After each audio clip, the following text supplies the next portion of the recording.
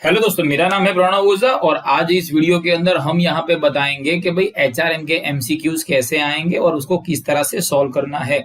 Live session तो रहेगा ही, बकायदा लाइव सेशन रहेगा, लेकिन अभी एक छोटा सा वीडियो बना देते हैं जिसमें 15-20 एमसीक्यूज हम लोग कवर करेंगे, लेकिन इसके साथ साथ रिलेटेड एमसीक्यूज भी जो है वो हम लोग यहाँ पे पूरा कर लेंगे। तो दोस्तों थोड़ा सा ये पेज दिखने में वो है, तो will start with this page. ये it's more legible and we have round about 55-60 MCQs, तो नो इश्यूज अबाउट दैट। एक और चीज, ये एमसीक्यू का मटेरियल मैंने अपनी एसवाई की मैंने अपनी एप्लीकेशन की फ्री बैच में अपलोड कर दिया है, जहां से आके आप डाउनलोड कर सकते हो। It is totally free. So बिना देर किए let us start with that. And तो जो फर्स्ट थिंग है that is personnel man means persons employed in. अब यहाँ पे लिखा हुआ है organisation, policy, marketing, personnel department. बेटा कल क्या करना है, personnel department, personnel employed in personnel department सिर्फ नहीं होता, पॉलिसी मार्केटिंग तो कुछ नहीं होता, तो बचेगा क्या, ऑर्गेनाइजिंग ही बचेगा। Personnel management treat people as, तो यार रैशनल ग्रीडी पीपल तो होगा नहीं। अगर ग्रीडी पीपल नहीं है तो नन ऑफ द अबाउ भी नहीं आएगा। दोस्तों कल एक दो स्टूडेंट का मैसेज आया था कि सर हमारे 2 एमसीक्यू रॉन्ग हो गए। भाई 15 एमसीक्यू सॉल्व करने के लिए आपको 1 घंटा मिलता है, तो बड़े आराम से आप ये एमसीक्यूज देख लीजिए, कोई दिक्कत नहीं आनी चाहिए। HRM treats people as complete human being, rational people, economic people.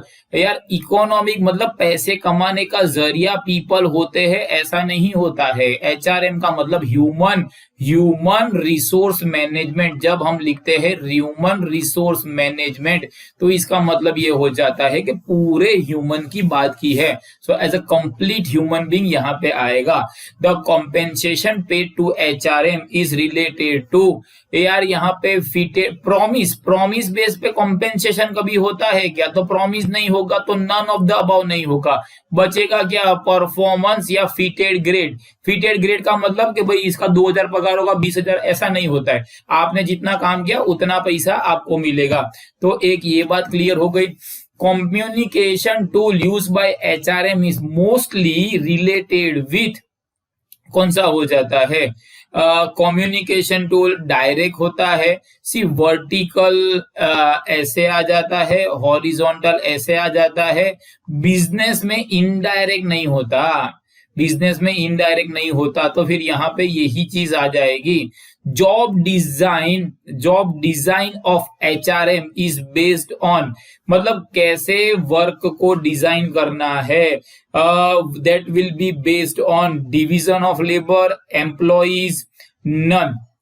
अब यह डिवीजन ऑफ लेबर पे आप जॉब को एग्जीक्यूट कर सकते हो, एम्प्लॉइज को आप एनालाइज करके, जॉब एनालिसिस करके उसको सीट सकते हो। But job design of HRM is generally for team work.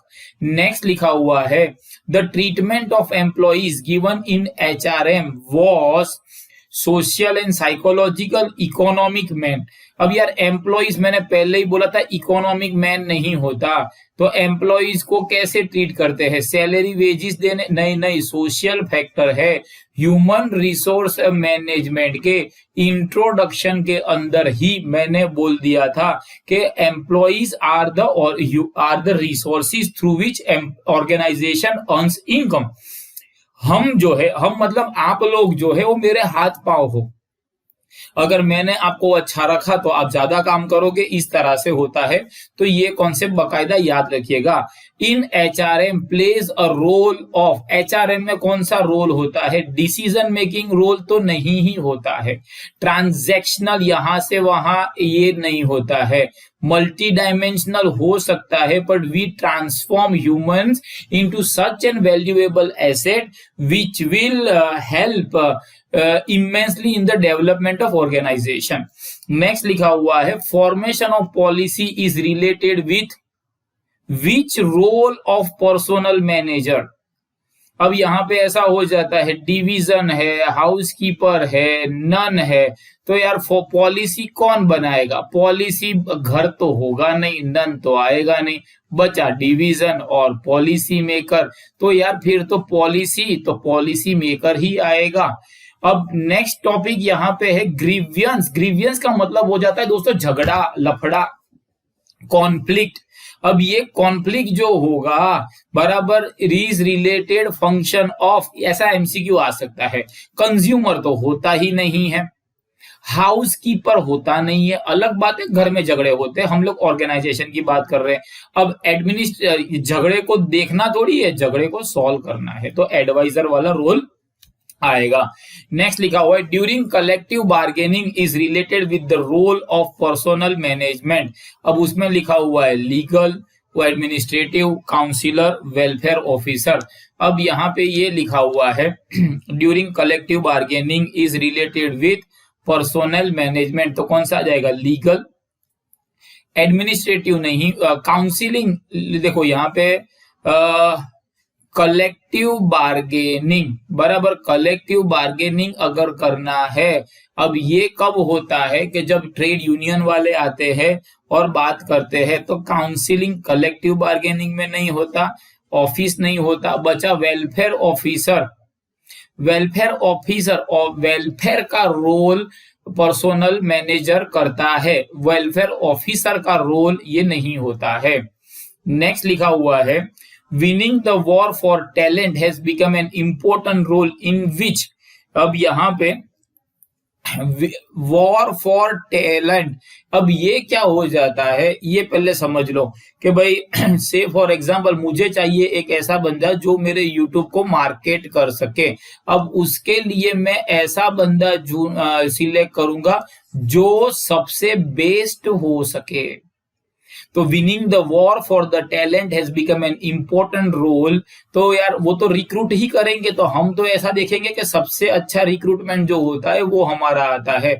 आप देखना इंडियन आइडल के अंदर भी वो लोग रिक्रूट ही करते हैं, ऐसे ऐसे लोगों को चुन चुन के लाते हैं कि हमको तो टॉप 11 के 11 ही अच्छे लगते हैं। नेक्स्ट लिखा हुआ है the HR manager acts as a link between, यार पर्सोनेल आ सकता है, ब्रांचेस कते ही नहीं आता, तो नन नहीं आता, बिटवीन पर्सोनेल नहीं, between division, between personnel and organisation ऐसा बोल सकते हो। अब ये जो आंसर लिखा है थोड़ा सा डाउटफुल है। नेक्स्ट यहाँ पे लिखा हुआ है to maintain industrial harmony which role is played by personnel manager. Industrial harmony के लिए ट्रेनर तो भैया खाली ट्रेनिंग करने, रिक्रूटमेंट मतलब अच्छा बंदे को लेना है, तो ये दो नहीं होते। तो कोऑर्डिनेटेड और लेकिन हार्मनी का मतलब शांति, शांति का मतलब हमारी भाषा में मांड वाली, तो यार शांति के लिए मीडिएटर काम करते हैं। Representing worker issue is related with, अब यार वर्कर इश्यू ट्रेनर और कोऑर्डिनेटर का तो नहीं आता, ट्रेनर का ट्रेन करना है, कोऑर्डिनेटर का कोऑर्डिनेट करना है। अब यार जो भी इश्यू है मतलब जो कंप्लेन है। नेक्स्ट लिखा हुआ है to assess the organisation strength and weakness regarding each factor is including which role of personnel manager. अब यार स्ट्रेंथ एंड वीकनेसेस, यार ये देख लो भैया, तो सबसे पहले तो नन तो नहीं आएगा। अब स्ट्रेंथ एंड वीकनेसेस का मतलब ऐसा है कि भाई ये जब कोरोना वायरस आ गया तो उसके बाद ये ऑनलाइन क्लासेस चालू हो गए, तो ऑनलाइन क्लासेस जिसने एडप्ट कर लिया, बिकॉज सब चीज चेंज होती है, तो हमें भी हमारी स्ट्रेंथ और वीकनेसेस के हिसाब से चेंज होना पड़ेगा। तो यार ये चेंज एजेंट जो होता है वो वहां पे आ जाता है। नेक्स्ट लिखा है to reduce the gap of inequality between different personnels, personnel manager has played the role of, देखो यार वो तो रोल तो प्ले करता है, नन नहीं आता, नन नहीं आता, तो भाई strategic role in equality between different personnel, तो यार वो चेंज नहीं आता, चेंज मतलब ऑर्गेनाइजेशन लेवल का आता है, तो भाई ये चेंज नहीं आएगा, तो ये वाला नहीं आएगा, अल्टीमेटली स्ट्रेटजी वाला आ जाएगा। PODC, planning, organizing, directing, controlling functions are collectively known as अब ये पोस्टकॉप तो हम लोगों ने पढ़ चुके हैं, तो POSDCORB planning, organising, staffing, directing, coordinating, recruiting, budgeting, तो ये कल एमसीक्यू आ सकता है। ठीक है, अब जाते हैं लास्ट में। When functional indicates future course of action, future होता है तो प्लानिंग ही होता है। The function related with proper grouping of a personal activity is known as, group बनाना, देखो प्लान करना ग्रुप बनाना नहीं होता। Order, instruction, rules, regulation, guidance, supervision, directing होता है, बराबर। एक्चुअल और स्टैंडर्ड सही होता है, कंट्रोलिंग होता है। ये तीन चले गए तो ये ही आ जाएगा।